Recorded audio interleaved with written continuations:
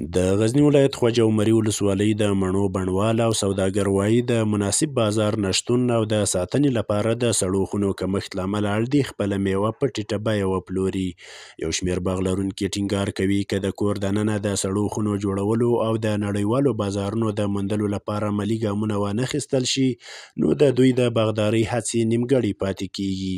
حاصلات خورده‌بری زیاد عالی سیبه همه زمین ها سیب شده. خب بعضی نولیال، بعضی درخت کلان، بعضی چیز.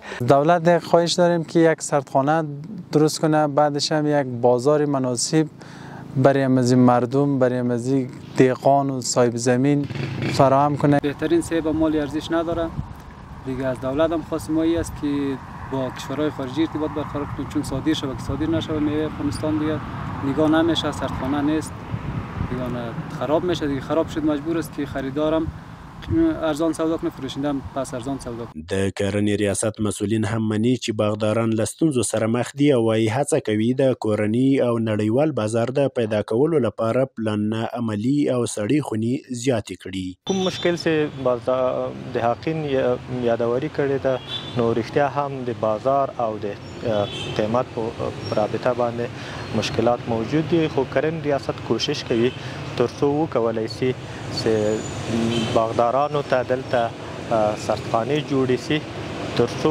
وکولای شي کوم محصولات چې مناسب بازارونه لري په دغه سردخانو کې جای په جای کو او هر کله چې بازار ته مناسب کیږي نو عرضه شي. د غزني ولایت خواجه عمري ولسوالۍ د دې ولایت له هغو سیمو ګڼل کیږي چې خلک یې په باغدارۍ، مالدارۍ او کرنه ولاړ ژوند لري. د دې ولسوالۍ د مڼو کیفیت ځانګړی نوم لري، خو د بازار او ساتنې د ځایونو نشتون بڼوال اړ باسي چې خپله میوه په ټیټه بیه وپلوري. محمد عارف لیوال، امید راډیو، غزني.